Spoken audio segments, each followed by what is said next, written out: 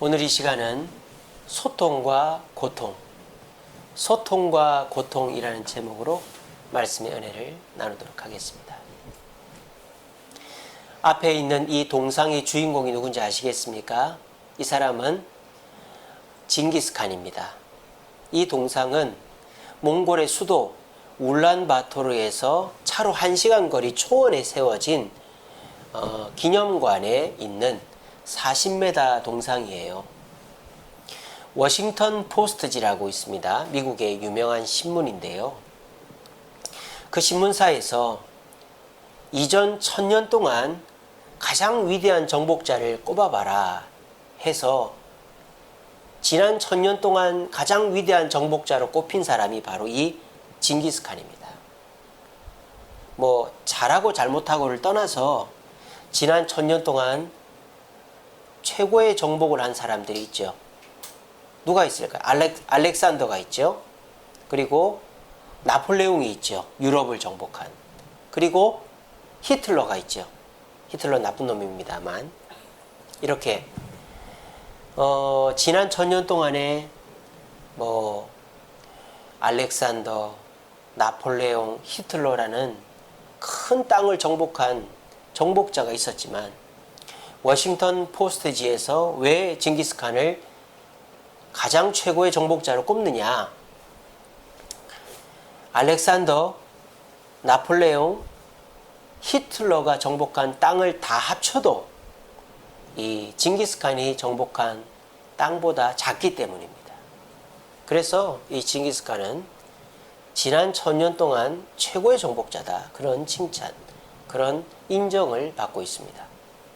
근데 이 징기스칸 혼자 잘해서 된 게 아니란 말이에요. 징기스칸이 소통하는 사람이 있었어요. 그 사람이 누구냐?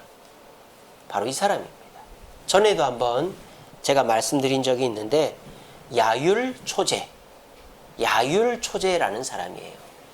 이 사람은 몽골 사람이 아닙니다. 거란족입니다. 금나라 아시죠? 거란족. 이 사람은 징기스칸한테 사정을 해가지고 징기스칸의 신하가 된 사람이 아니라 징기스칸이 이 사람한테 사정을 했습니다. 제발 나를 도와달라. 그래서 이 야율초제가 징기스칸을 도와줘서 징기스칸은 원나라를 세우고 수백 년 원나라를 전 세계를 통치할 수 있었던 거예요. 이 야율초제가 잘한 게 뭐냐? 자 보세요. 몽골 사람들은 유목민입니다. 칼로 정복했고 또 정복한 나라 민족들을 다 죽여버렸어요. 그러니까 공포정치를 했다 이 말이에요. 중국이나 북한처럼 공포정치를 했다 이 말입니다. 근데 그 공포정치를 법치주의로 바꾼 사람이 바로 이 야율초제예요. 그래서 이 야율초제는 벼농사를 장려했습니다. 왜? 몽골 사람들 농사를 안 지으니까. 나라가 오래 가려면 농사를 지어야 되죠. 벼농사를 장려했고요. 유교를 도입했습니다. 몽골에는 유교가 어디 있어요? 유교를 도입했습니다. 그리고 이 야율초제가 법을 도입했어요. 몽골의 법을 만들었습니다. 그리고 세금이라는 거를 제대로 징수했어요. 왜? 그 관리들이 마음대로 뺏어가고 이러면 백성들이 나라에 따르질 않을 거 아니에요. 그러니까 법으로 세금을 정해놓고 세금을 걷었어요. 벼농사를 장려하고 학문, 유학을 도입하고 그리고 법을 만들고 세금을 도입하는 그것을 통해서 뭘 했다? 공포정치를 끝냈다 이 말입니다. 두 번째로 야율초제가 잘한 게 뭐냐? 야율초제는 장점이 많은 사람이 아니에요. 야율초제가 싸움을 잘했다거나 머리가 뛰어났다거나 엄청난 문제를 해결했다거나 그런 사람은 아니에요. 그러니까 야율초제 했을 때에 엄청난 업적은 없어요. 이 사람은. 쉽게 말하면 장점은 없는 사람입니다. 드러난 장점은 없는 사람입니다. 근데 이 사람의 특징이 뭔지 아세요? 단점도 없어요. 단점도 없어요. 이 사람은 검소하고 겸손하고 배려심이 많은 사람이었습니다. 여러분, 장점이 많은 사람은 들쑥날쑥합니다. 하지만 단점이 없는 사람이 끝까지 가는 거예요. 단점이 없어야 끝까지 갑니다. 트럼프 장점도 많았죠. 하지만 단점이 더 많으니까 재선을 못한 거 아닙니까? 카터 대통령 자기가 이 이란 인질 사건 때문에 재선을 못했지만 단점이 그거 외에는 없었어요.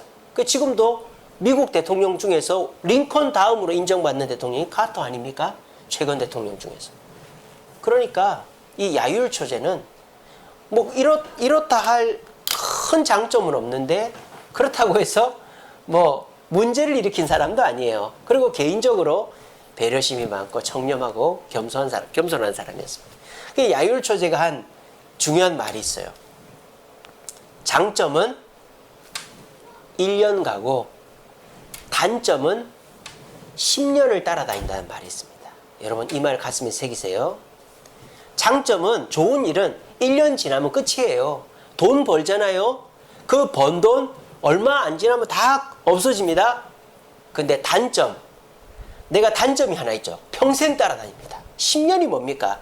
내가 게으르다, 누구를 때렸다, 뭐 욕을 잘한다, 거짓말을 잘한다. 그거는 내가 평생 나를 괴롭히는 거예요. 장점은 1년 가지만 단점은 10년 간다. 이 명언을 남기고 이 사람이 몽골의 단점을 없애가기 시작한 거예요. 이거를 그대로 본받은 사람이 누구예요? 세계 1등 자동차 회사 도요타입니다. 도요타의 회장이 단점을 줄여서 도요타가 거의 망하기 직전이었는데 도요타를 세계 1등 회사로 키운 거예요. 우리들도 이걸 굉장히 본받아야 되겠죠. 요즘같이 뭔가 성공하기 힘든 시절에는 내가 허리띠를 졸라매고 내가 실수하고 잘못하는 게 뭔가를 자꾸 점검해보면 답도 나오는 것이죠. 그 야율 처제는 장점을 만들기보다, 장점은 징기스칸이 만들었고 단점을 줄여가는 어머니와 같은 일을, 그러니까 아버지가 돈을 벌어오면 새 나가는 돈을 막아내는 어머니와 같은 일을 이 야율 처제가 한 것입니다. 그래서 이 야율 처제는요, 황제가 4번 바뀔 동안 이제 총리, 그러니까 재상을 했던 사람이 이 야율 처제예요. 쉽게 말하면 성경에 누구와 같아요? 강유미 사모님 누구와 같습니까? 다니엘. 그죠? 다니엘. 다니엘도 페르시아 사람이 아니잖아요. 근데 황제가 4번 바뀔 동안 다 총리를 했어요. 그래서 이 징기스칸이 야율 처제를 뭐라고 했냐면 이렇게 얘기합니다. 하늘이 내려준 선물이다. 하늘이 내려준 선물이다. 그래서 자기 아들들에게도 야율 처제의 말은 무조건 들어라. 그렇게 했기 때문에 4대 동안 야율 처제가 이 징기스칸의 자녀들을 잘 서포트해서 이 원나라가 오래 간 겁니다. 그래서 이 징기스칸이 위대한 정복자가 됐고 오래도록 나라를 유지할 수 있었던 이유는 뭐 했기 때문이다? 뭐 했기 때문이다? 강유미 사모님? 소통했기 때문이다. 소통. 여러분 이런 말이 있습니다. 소통이 안 되면 고통이 온다. 같이 따라해 봅시다. 시작. 소통이 안 되면 고통이 온다. 여러분도 가정에서 한번 따라해 보세요. 예, 그렇게 해야 여러분 집중이 됩니다. 지금 안 그래도 어수선한데 다시 한번 시작. 소통이 안 되면 고통이 온다. 이게 어디 나오는 말일까요? 뭐 야율 처제가 한 말일까요? 아닙니다. 징기스칸이 한 말일까요? 아닙니다. 이거는 동의봉합에 나오는 말입니다. 이거는 뭐 사람 간의 소통을 말하는 게 아니라 우리 몸의 순환을 말하는 겁니다. 우리 몸에 순환이 안 되면 몸이 아프다 이 말이에요. 우리 몸에 3대 순환이 있죠. 첫 번째는 뭐죠? 첫 번째는 신경이죠. 신경이 순환이 안 되면 뇌졸중, 치매가 옵니다. 첫 번째. 술 많이 먹고 마약하면 치매 옵니다. 담배 많이 피고 하면 신경세포가 죽는 거예요.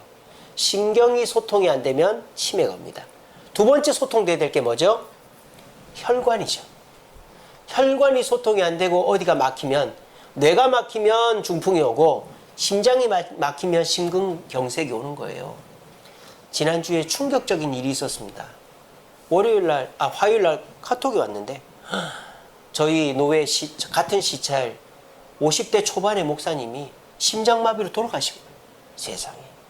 그래서 제가 화요일날 저녁 때 문상 다녀왔어요. 어떻게 해서 돌아가신 줄 아세요? 심근경색으로. 심장에 혈관이 막혀서 죽었어요. 그럼 그분은 왜 그렇게 됐을까요? 이분이 고혈압이 있었어요. 그래서 혈압약을 항상 드셨던 분이에요. 근데 이제 혈압약을 안 먹으려고 평소에 운동을 많이 했던 거예요. 살도 좀 빠지고. 그래서 혈압약을 안 먹어도 될 정도가 된 거죠. 그래서 한동안 혈압약을 안 먹고 대체 식품을 먹었답니다. 혈압약 드시는 분 절대 혈압약 끊지 마세요. 그래서 이분이 그렇게 해서 한동안 괜찮았대요. 근데 한 4명 정도 친한 분들이랑 저기 경북 청송인가 어디에 등산을 갔답니다. 월요일 날. 산을 잘 올라가서 점심을 먹고 이제 땀이 한 템포 식은 거죠. 그리고 일어나는데 휘청한 거예요. 그러면서 쓰러졌는데 심장마비가 온 겁니다. 그냥 일반적이었으면 119 뭐 금방 오죠. 산 꼭대기였던 거예요.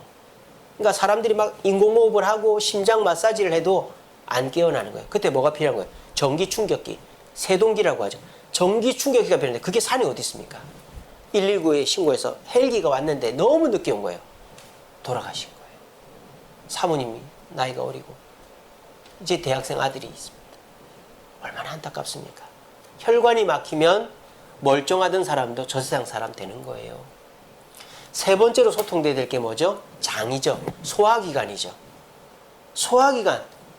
우리가 식도로 들어가서 위로 들어가서 소장, 대장 해서 항문으로 이게 막히면 이제 복부 비만 또 소화불량 뭐 가스가 차는 거죠. 사람 몸은 소통이 안 되면 고통이 오는 거예요. 그래서 여러분 우리가 특별히 운동을 많이 해서 뭐 근육이 막 생기고 말이죠. 우리가 뭐 특별히 뭐 이렇게 맛있는 거 건강한 거를 안 먹어도 우리 몸이 신경이 잘 소통하고 혈관이 잘 소통하고 소화기관이 잘 소통만 해도 그 사람 오래 삽니다. 그러니까 제 말이 뭔지 알겠어요? 야율초제 말이 똑같은 거죠. 장점은 없어도 단점을 줄이면 그 사람 끝까지 오래 간다고요. 10년 뭐 더 오래 간다. 그러니까 우리가 이게 몸만 그런 게 아니에요. 신경이 잘 소통하고 혈관이 잘 소통하고 이 소화기관이 잘 소통하는 것뿐만 아니라 사람과 사람 사이도 소통이 잘 돼야 된다 이 말이에요. 요즘같이 코로나가 심하고 뭔가 해도 잘 된다는 보장이 없는 이 시기에는 장점을 늘려가야 되는 게 아니라 단점을 줄여가야 되는 거예요. 근데 단점, 내가 내 스스로 이렇게 해야지. 결심해서 잠도 줄이고 뭐 술도 줄이고 뭐 노는 것도 줄이고 맛있는 것도 안 먹고 뭐 내가 옷도 안 사고 내가 나한테 할 수 있는 일은 결정할 수 있어요. 근데 사람과 소통하면서 단점을 줄여나가는 거는 자존심도 있고 그 사람이 안 받아주고 하면 소통이 안 되면 힘들단 말이에요. 그래서 저는 여러분들에게 사람과의 소통을 어떻게 하면 잘할 수 있는가를 오늘 말씀을 통해서 가르쳐 드리기를 원합니다. 우리나라는 불통의 시대에 지금 처해 있습니다. 여러분, 이 나라 정치판을 4글자로 말하면 뭐죠? 내로남불이에요. 내로남불. 내가 하면 로맨스고 남이 하면 불륜이다. 내가 하면 어쩔 수 없는 거고 남이 하면 저거는 끝까지 파헤쳐가지고 감옥에 쳐넣어야 된다고. 소통이 안 되는 거죠. 공감을 해야 될 거 아니에요. 나도 저 실수할 수 있는데 저 사람도 실수겠지. 이게 소통 아닙니까? 근데 나는 괜찮고 너는 안 돼. 이게 불통이죠. 우리나라 정치판이 그렇게 돼 있는 거예요. 우리나라는 지금 불통의 사회예요. 경제도 어떻습니까? 우리나라는 지금 투자를 넘어서 투기의 세상이 됐습니다. 사람들이 해외여행 안 다니고 외식 안 하고 뭐 이것저것 돈을 안 쓰니까 그 돈을 갖고 뭘 합니까? 주식을 하는 거예요. 비트코인을 하는 거예요. 근데 정상적인 주식과 정상적인 투자는 어떻습니까? 소통하는 거죠.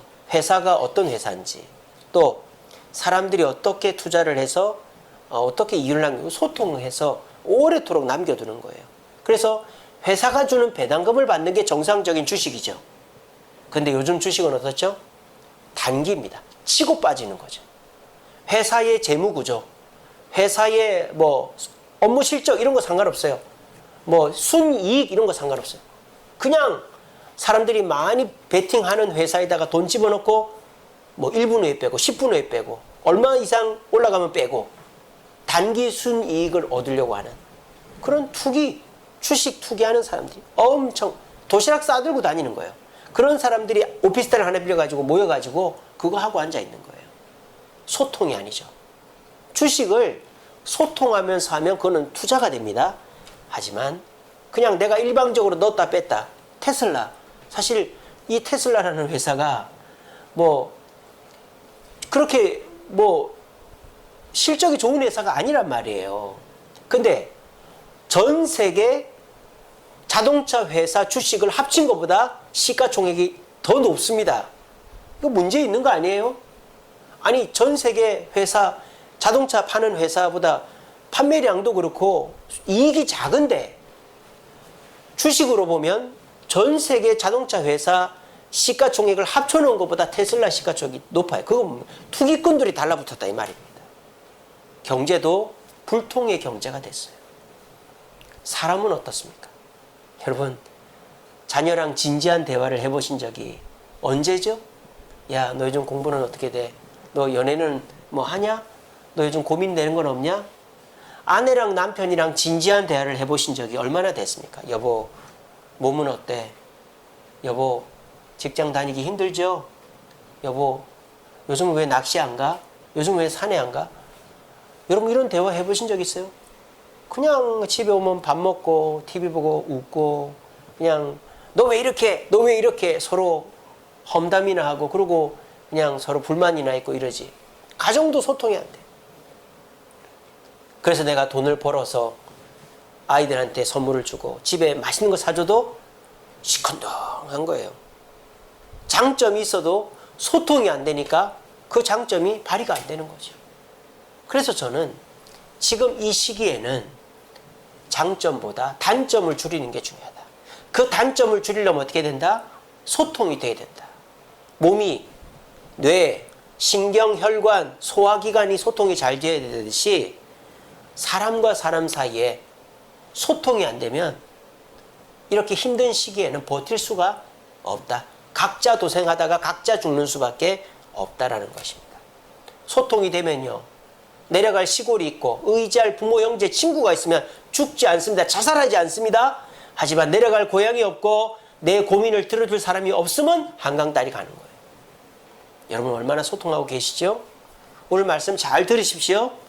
그리고 이번 추석 때 말씀대로 가족과 친지와 형제와 소통해 보십시오. 코로나 때문에 나한테 좋은 일이 없어도 그 소통한 것만으로도 여러분들 마음이 편안하고 천냥빚 갚는 일이 생길 줄로 믿습니다. 오늘 말씀 잘 듣고 우리가 소통의 방법을 깨달아 장점을 만들기 힘든 이 시기에 단점을 줄여서 성공하고 행복해지고 만족하는 저와 여러분들 되시기를 간절히 바랍니다. 자, 오늘 성경 간단해요. 여러분 모르는 것도 아니에요. 근데 오늘 이 말씀을 깊게 씹어보면 우리에게 엄청난 교훈이 있습니다. 같이 읽어봅시다. 시작. 듣기는 속히 하고 말하기 성내기는 더디하라. 간단하죠? 여러분 다 알고 있어요. 이건 성경에만 나오는 게 아니라 우리가 일반적으로 다 알고 있는 내용이에요. 근데 이거를 어떻게 받아들이는가 하는 게 중요한 거죠. 우리가 그냥 생각하는 거하고 깊게 묵상하는 거 다르죠.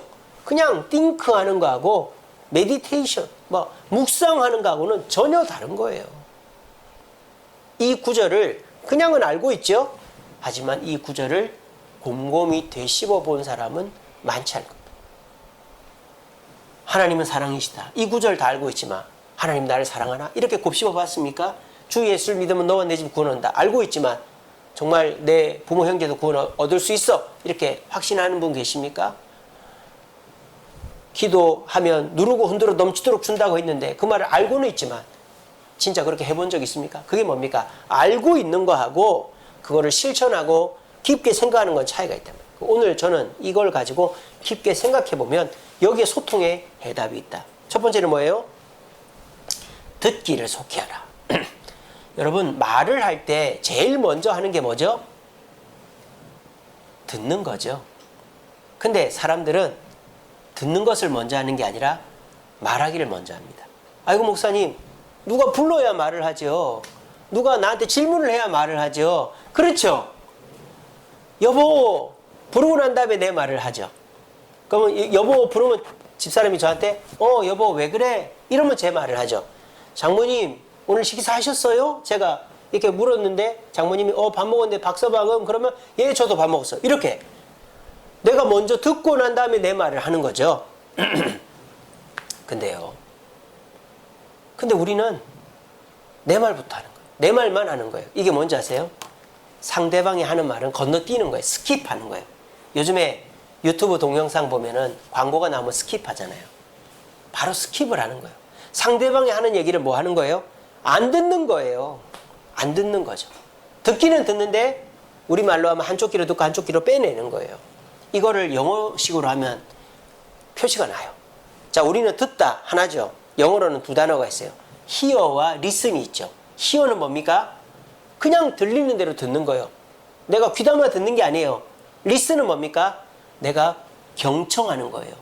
막 신경을 곤두세워서 몸을 앞으로 갖다 붙이면서 듣는 게 listen이에요.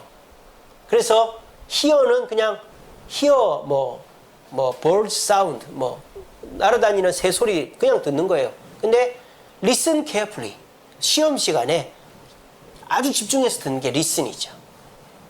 우리는 사람과 대화할 때 이것만 바꿔도 여러분들은 소통할 수 있습니다. 사람들은요 딱 내가 할 말만 딱 생각하고 있는 거예요. 그리고 상대방이 뭐라고 하든 그거는 중요한 게 아니고 내 할 말을 하는 거예요. 그러면 상대방이 기분이 좋겠어요? 안 좋겠어요? 안 좋죠? 그러면 그냥 그래? 그래? 그러고 대화가 끝나버리는 거예요. 그런 사람 많습니다. 좋은 일이 있어도 야, 너 참 잘됐다. 그런데 마음에 고민이 있어요. 그러면 그거 중요한 게 아니야. 내가 지금 미치고 환장하겠어. 상대방은 좋다고 하는데 나는 미치고 환장하대. 그럼 어떻게 되는 거예요? 그 대화가 안 되는 거예요. 소통이 안 되는 거예요. 상대방이 원하는 대화를 해줘야지 무조건 내가 하고 싶은 얘기 스킵하고 내 얘기만 하면 그 사람은 계속 사람과의 관계가 끊어지는 거예요. 사람이 그 사람 만나는 걸 싫어하는 거예요. 그래서 우리는 소통하기 위해서는 듣기를 속히 해야 된다. 먼저 들어야 된다. 그래서 제가 경청의 기술 3가지 말씀드립니다. 자, 이거 꼭 기억하세요. 제가 오늘 야율초제의 명언, 장점은 1년 가고 단점은 10년 간다. 이것도 기억하시고, 두 번째 동의보감에 소통이 안 되면 고통이 온다. 이것도 기억하시고, 세 번째로 기억하셔야 될 것은 경청의 기술 3가지입니다. 첫 번째는 끝까지 듣기. 말 자르지 마세요. 상대방이 뭔 말을 하잖아요. 말을 자르죠. 그러면 상대는 내가 저 사람한테 한마디도 안 했다고 생각합니다. 그러면 다음에 만나죠. 그러면 처음부터 다시 얘기합니다. 그런데 처음 만났을 때 그 사람이 2시간이 됐든 3시간이 됐든 속에 있는 얘기를 다 털어내죠. 그럼 두 번째 만나면 그 사람이 얘기하는 시간이 3시간에서 2시간으로 줄어듭니다. 세 번째 만나면 2시간에서 1시간 줄어듭니다. 네 번째 만나면 그 사람은 나한테 들으려고만 합니다. 이건 제 경험입니다.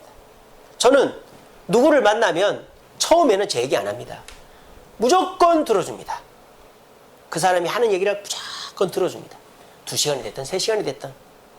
그리고 제가 기도해드리겠습니다 하고 헤어져요. 그 두 번째 만나죠. 또 들어줘요. 근데 첫 번째 만났을 때보다 훨씬 시간이 짧아져요. 그리고 시간이 횟수가 늘어나면 늘어날수록 그 사람이 말하는 것보다 내가 말하는 시간이 늘어져요. 그러면 그 사람은 나를 신뢰하게 되고 나와의 대화를 통해서 변화되더라고요. 자, 경청의 기술 첫 번째는 끝까지 들어준다. 두 번째는 뭘까요? 표정과 손동작입니다. 표정. 여러분, 사람이 말로 의사를 전달하는 거는 15%밖에 안 된대요. 나머지 85%는 표정과 손동작이래요. 분위기래요. 그러니까 여러분들이 대화를 하면서 사람 얼굴을 안 쳐다보고, 대화를 하면서 그냥 몸이 차렷 자세로 가만히 있고, 대화를 하면서 웃지도 않고 울지도 않고 궁금해하지도 않고 표정이 안 바뀌면 상대방은 저 사람이 내 얘기를 듣나, 내가 벽에다 얘기하나, 대화를 끊어버려요. 근데 여러분들이 대화를 들을 때, 저는 그렇습니다. 눈을 보면 부담스러워요. 사실 저도 지금 유튜브 방송을 하는데 제가 자꾸 딴 데를 보니까 여러분들이 목사님 어디 보나 이러잖아요. 연예인들이 보면 이렇게 촬영할 때 카메라 어디 봐야 돼요 그러잖아요. 제가 지금 그거를 이제 알겠어요. 제가 이거 촬영해 놓고 다시 보니까 제가 지금 제 스마트폰으로 실시간 하고 있는데 그 카메라를 안 보면 제가 막 다른 데를 보고 있는 것 같아요. 그래서 제가 카메라를 보면서 얘기해야 여러분들이 좀 더 이걸 부드럽게 느끼겠더라고요. 그래서 지금 몇 회차 지나면서 그렇게 노력을 하고 있습니다. 그래서 이 상대방이 이제 나를 봐야 되는데, 내가 그 사람 눈을 보는 거 부담스러우니까 저는 어디를 보느냐? 여길 봐요. 인중을 보면 눈을 보는 것처럼 보입니다. 그리고 대화를 할 때 여러분 이렇게 하지 마세요. 저는 항상 이렇게 합니다. 어깨와 얼굴을 내밉니다. 그리고 항상 손을 준비하고 있습니다. 박수도 치고 이렇게도 하고 이렇게도 하고 행동을 보여주려고 항상 손을 이렇게 하고 있습니다. 이렇게 안 하고 있습니다. 이거 얘기 안 하자는 거죠. 아 그래, 아 그러네, 아 그런가, 아 그러네, 아이고야 참 안 됐네. 그러면 그 사람은 두 번 못 만나는 거예요. 근데 딱 이렇게 하고, 아 그래요, 아이고야 세상에 그랬구나, 이러면요 그 사람이 두 번 만나고 싶고 세 번 만나고 싶고, 그러면 어떻게 되는지, 다음에는 자기 얘기 안 하고 내 얘기를 듣고 싶어지는 거예요. 이게 경청의 기술 두 번째입니다. 표정과 손동작하기. 세 번째는 뭐냐? 질문하기입니다. 질문. 여러분 질문은요 내가 궁금한 걸 하는 게 아니에요. 질문은 상대방이 듣고 싶은 거를 질문하는 게 아주 고급 질문이에요. 여러분 뭐 이렇게 인터뷰를 하잖아요. 뭐 이렇게 뭐 정치인이나 경제인이나 또 스포츠 스타 인터뷰를 하면요 사전 질문지가 있어요. 이렇게 사전 질문지가. 그러면 이 사전 질문지는 나도 갖고 있고 그 유명인에게도 줘요. 그러면 이 사전 질문지를 받은 사람은 이 사전 질문지대로 자기가 답변을 한단 말이에요. 근데 인터뷰를 하는 인터뷰하는 기자나 앵커가 어떻게 해야 되는지 아세요? 1번, 당신은 요즘 어떻게 지내세요? 아, 그렇군요. 2번, 당신 요즘 뭐를 제일 좋아하세요? 아, 그렇군요. 3번, 당신이 원하는 게 뭐죠? 아, 그렇군요. 4번, 당신은 요즘 어떻게 하려고 하시죠? 아, 그렇군요. 이러는 인터뷰어는 다시는 인터뷰를 못합니다. 이거는 빵점짜리. 아이고 목사님 정해진 것대로 해야 되는 거 아니에요? 그거는요 고급 스킬이 아니라니까요. 고급 스킬은 뭔지 아세요? 그 사람이 생각하고 있는 것을 끄집어내는 인터뷰어예요. 또 그 사람이 내가 이 질문을 그 사람한테 던지면 기분 좋아할 만한 질문을 던지는 거예요. 제가 그거를 잘합니다.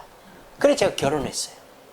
제가 결혼하기 전에 장인어른을 뵈러 갔는데 온 우리 식구들은 장인어른을 싫어해요. 왜냐하면 2시간씩 잔소리를 하니까 얘기하면은 다 먼 산 보고 있는 거예요. 얘기 언제 끝나나. 말하면 얘기 길어지니까 그냥 먼 산 보고 있다가 상대 안 들어주니까 다 들어가는 거예요. 근데 이제 제가 장인어른 이제 처음 인사드리고 이제 주말마다 식사를 하러 가는데 이제 다른 식구들은 그냥 밥만 먹고 있는데 저는 밥도 안 먹고 이렇게 하는 거예요. 아, 그렇습니까? 아, 그렇습니까? 이렇게 하는 거예요. 그럼 우리 장인어른이 신이 나가지고, 아이고, 박서방, 이러면서 막, 내가 말이야, 영종 다리도 짓고 말이야, 내가 전에 이렇게 하고 말이야, 내가 해외 가가지고 교회를 세웠는데 말이야, 원주민들을 전도하고, 그러셨습니까? 아유, 그 해외에 뱀도 있고 정말 어땠습니까? 아이고, 내가 그럼, 아유, 교회를 세웠는데 어려움 없었습니까? 비가 오고 난리가 났지. 아유, 근데 어떻게 전도하셨습니까? 내가 그 사람들 다 밥해 먹이고 그랬지. 신이 나가요. 그래서 제가 결혼을 한 겁니다. 왜냐? 우리 장인어른이 처음에는 결혼을 반대를 했었어요. 제가 볼 게 뭐가 있습니까? 근데 제가 그렇게 이제 잘 하니까 결혼을, 그러니까 말로 천냥빚을 갚은 거죠. 여러분, 소통의 기술은요, 상대방이 듣고 싶은 질문을 하는 거예요. 이게 경청의 기술 3가지예요. 여러분 이거 잘 기억하십시오. 여러분들 저는 누가 얘기하면 잘 듣는데요. 제가 얘기한 대로 잘 안 하시면 여러분 경청을 안 하는 겁니다. 히어만 하지 리슨을 안 하는 거예요. 듣기를 속히하는 게 아니에요. 자, 제 얘기를 잘 듣고 이번 명절 때 써보시고 오늘 예배 끝나면 가족들이랑 그렇게 하세요. 첫째, 누가 얘기를 하면 끝까지 들어주기. 둘째, 이렇게 하지 마시고 이렇게 하고 표정이나 손동작 하기. 그리고 눈 보기 민망하면 인중 보기. 세 번째, 그 사람, 내가 궁금한 질문을 하는 게 아니라 그 사람이 듣고 싶은 질문하기. 이 3가지 하면 여러분 듣기를 잘하는 겁니다. 아직 이 3개 중에 하나도 못 하시는 분은 하나라도 하세요. 들어주기라도 잘하시고 표정 손동작을 잘하십시오. 그 사람이 듣기 원하는 질문하는 건 어려워요. 하지만 3개 중에 2개라도 잘하면 여러분 사람 많이 사귈 수 있습니다. 또 관계가 소원한 사람 많이 좋아질 수 있습니다. 꼭 해보시기 바랍니다. 소통의 기술 2번째는 뭡니까? 말하기를 어떻게 해라? 말하기를 어떻게 해라?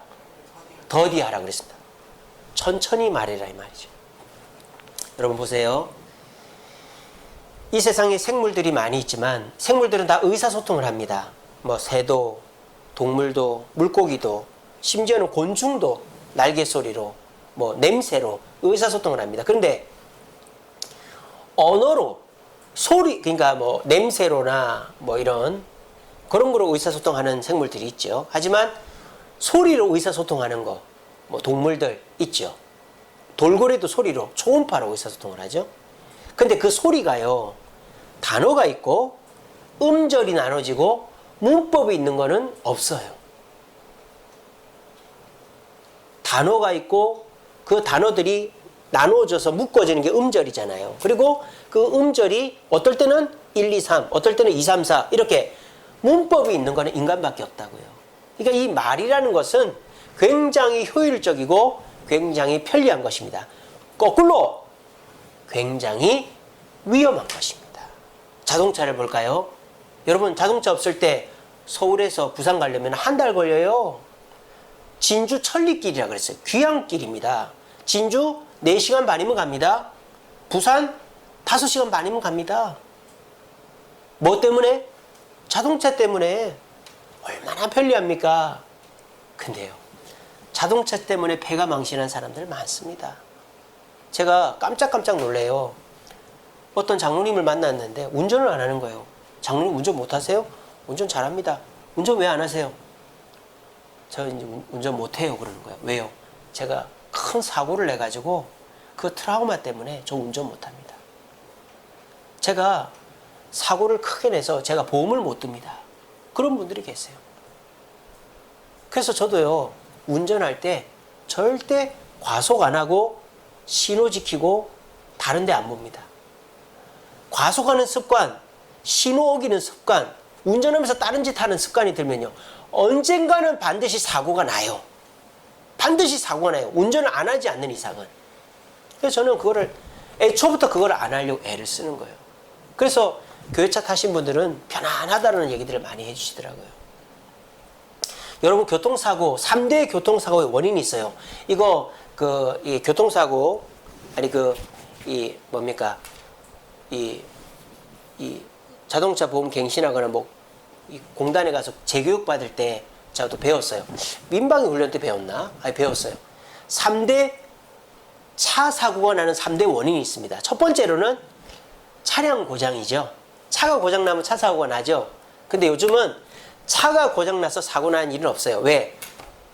일반 차는 뭐 몇 년에 한 번, 승호용 차나 업무용 차나 사람이 타는 차는 1년에 한 번씩, 우리 교회차도 1년에 한 번씩 정기 검진 받아요. 그러니까 사고가, 차량 고장으로 사고가 나진 않아요. 근데 사고가 나는 경우가 뭐죠? 운전 미숙이죠. 운전을 잘 못하는 사람. 저희 집사람 같은 경우에는 운전을 이제 못하죠. 한쪽 눈이 이제는 잘 안 보이기 때문에 거리 감각이 없어요. 제가 운전을 하면서 옆에 타서 앉아 있는데 저는 멀쩡한데 막 자꾸 옆을 잡아요. 깜짝깜짝 놀래요. 왜? 제가 브레이크를 잡았는데도 앞차가 코앞에 있는 줄로 보이거든요. 거리 감각이 없으니까 지금 눈이 안 보여가지고 한쪽 눈이 초점이 안 맞아서. 그래서 운전 미숙인 사람은 운전 못해요.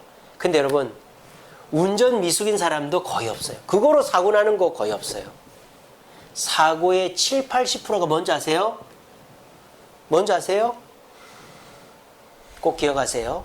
전방 주시 태만입니다. 제가 이게 머리에 딱 박혔어요. 민방위 훈련 때였을 것 같아요. 그때 그 도로교통공단에서 나온 사람이 이걸 굉장히 강조했어요. 교통사고 나는 이유가 뭐냐? 차가 고장나서 나는 경우 이제 없다. 왜? 타이어도 이제 교통공단에 가서 검사받으면 다 사고 나기 전에 바꾼다. 그리고 운전기술 차가 잡아준다. 요즘 뭐 센서가 좋아가지고 졸아도 깨게 해준다.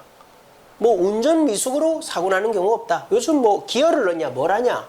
도로 좋지 않냐.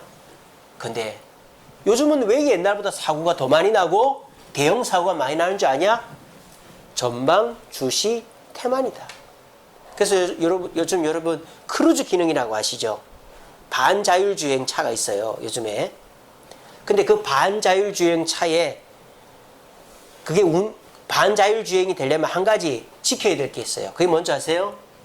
운전자가 핸들을 놓으면 반자율주행이 안 됩니다. 아니 핸들 놓고 운전을 하려고 그거 사는 거 아니에요. 그 기능 넣는 거 아니에요. 근데요 아무리 반자율주행이라도 핸들을 잡아야 되는 거예요. 혹시나 하는 상황이 있을까 봐. 그만큼 전방주시 태만이 무서운 거예요. 마찬가지입니다. 말 못할 말이 뭐가 있어요. 얼마나 편리합니까? 얼마나 좋습니까? 요즘 기술이 좋아가지고 카카오톡으로 미국에 이제는 국제전화비 안 들이고도 말할 수 있어요. 근데 그 전화 잘못해서 거리 떨어진 형제랑 의절하고 또 문제 생기고 또 전화 잘못해가지고 녹음돼가지고 정치인들 잘못되고 얼마나 그런 일이 많습니까? 이 편리한 말이지만 태만하게 부주의하게 말을 하면 그 말은 내 발목을 잡고 내 인생을 망쳐버리는 거예요. 자, 그럼 여기서 또 한 가지 여러분들한테 중요한 또 가르침을 드리겠습니다. 자, 그러면 우리가 말에 실수가 없으려면 말을 더디하려면 어떻게 해야 되냐? 저는 이렇게 표현하고 있습니다. 제 말을 따라하세요. 말을 소스에 담궈서 하자. 여러분 돼지고기도 소스에 담궈 먹으면 맛있습니다. 부침개도 간장에 찍어 먹어야 맛있습니다. 탕수육도 소스에 찍어 먹어야 맛있습니다. 그냥 먹는 음식은 맛이 반밖에 안 되는 거예요. 말도 마찬가지입니다. 그냥 생각 없이 말을 하면 그 말이 위험해질 수 있어요. 근데 생각이라는 소스에 말을 생각이라는 소스에 한번 담궜다가 하면 여러분들은 그 말로 인해서 실수하는 일이 확실히 줄어들 겁니다. 전방주시 태만만 안 해도 운전할 때 딴짓만 안 해도 예배 드릴 때 딴짓만 안 해도 여러분들 은혜 받을 수 있어요. 그리고 여러분들이 실수를 줄일 수 있어요. 그래서 우리가 소통하는 두 번째 방법은 말을 생각의 소스에 담그는 것입니다. 세 번째, 뭘 더디하라 그랬습니까? 성내기를 더디하라 그랬죠. 여기서 화를 낸다는 게 뭘까요? 단순히 소리를 치는 것만을 말하는 게 아니에요. 대화가 안 되는 거죠. 왜? 이성의 끈을 놓친 거죠. 부모 자식이라는 생각을 놓쳐버린 거예요. 부모 자식이라는 생각을 놓치고 내가 지금 어떻게 말해야 되겠다 하는 생각 자체를 놓쳐버리는 거예요. 그리고 굉장히 경직되어 있고 무엇보다 하나님과의 소통이 끊어져 있는 거죠. 여러분 죄 지을 때 생각해 보세요. 죄 지을 때는 하나님 생각이 안 납니다.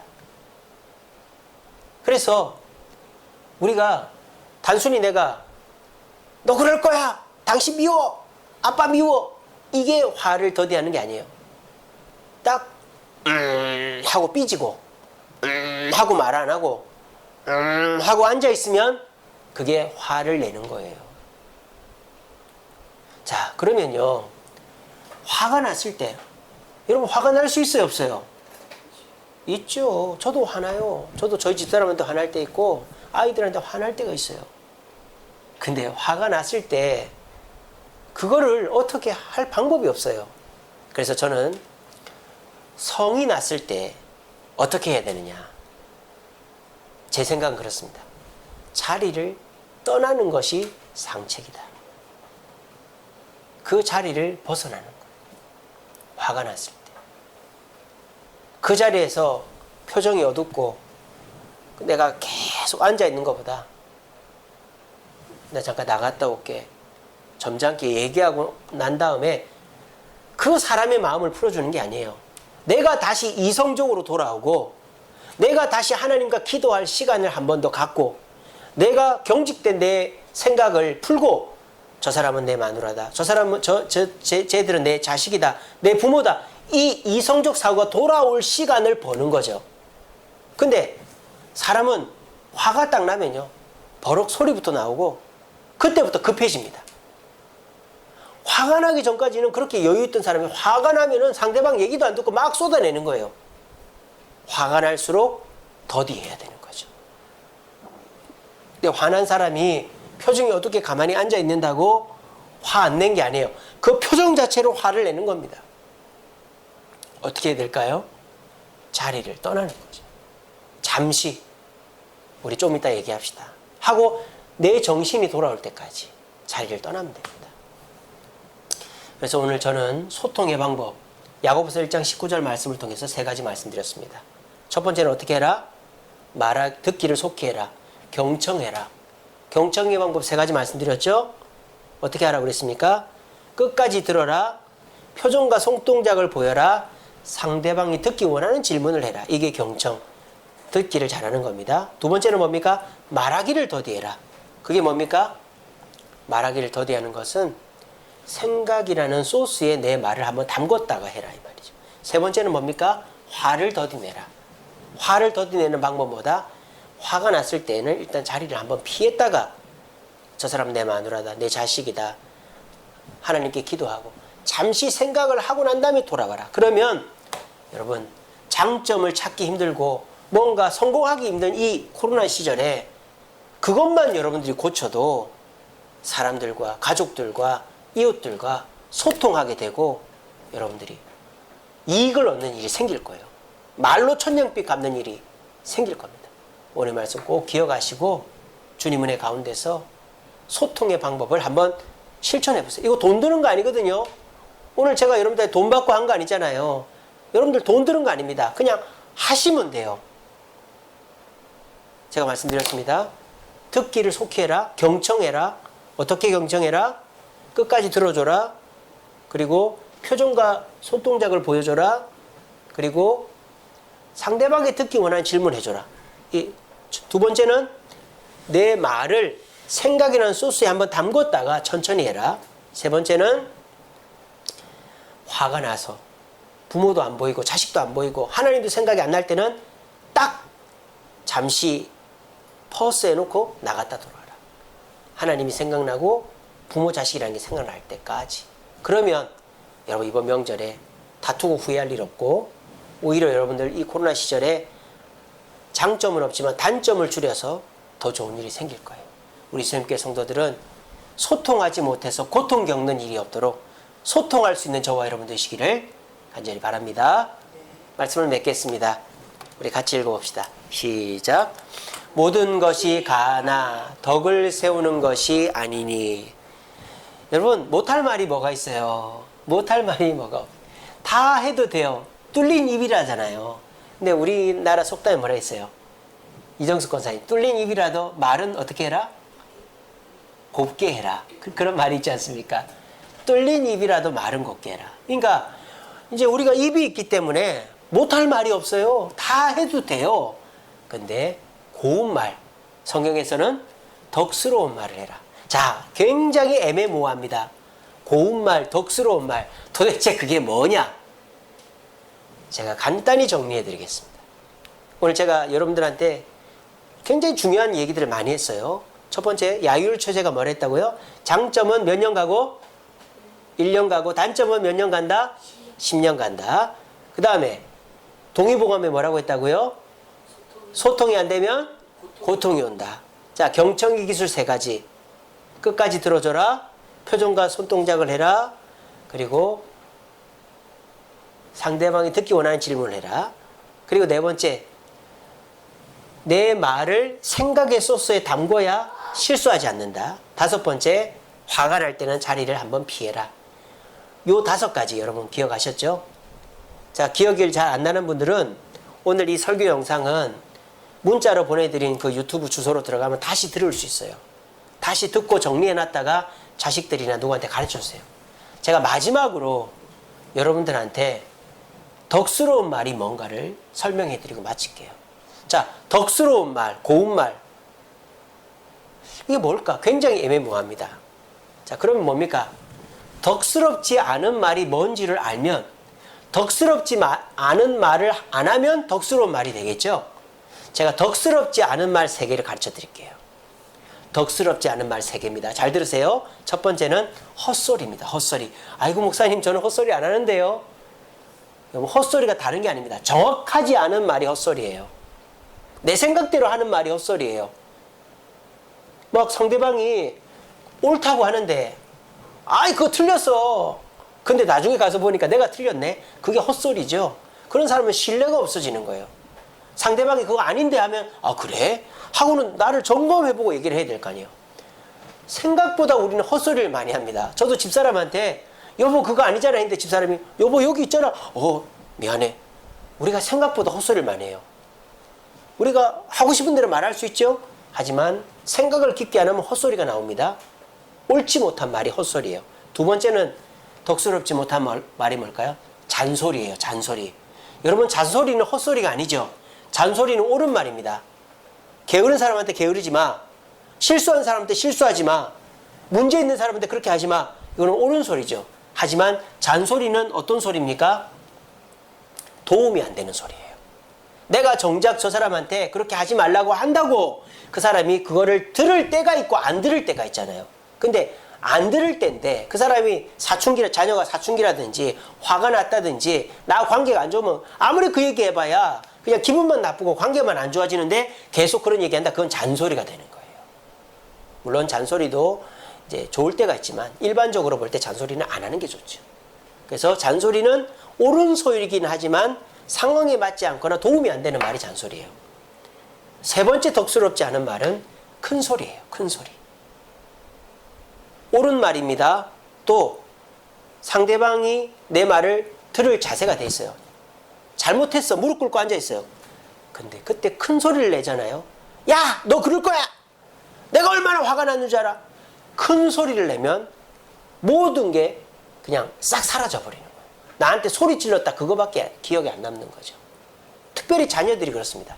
지가 실컷 잘못해놓고 부모가 소리 한번 질렀다고 엄마는 나한테 소리 질렀어. 아빠는 나 그래놓고 평생 울고 먹는 거예요. 자녀들이.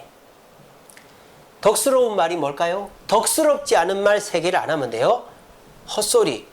생각을 하시고 진리를 가리시고 옳고 그름을 가리시고 말하십시오. 잔소리. 아무리 옳은 말이라도 상대방이 들을 수 있을 때 하십시오. 3번째 큰 소리. 아무리 옳고 상대방이 들을 자세가 돼 있어도 큰 소리 내면 다 파토가 나는 겁니다.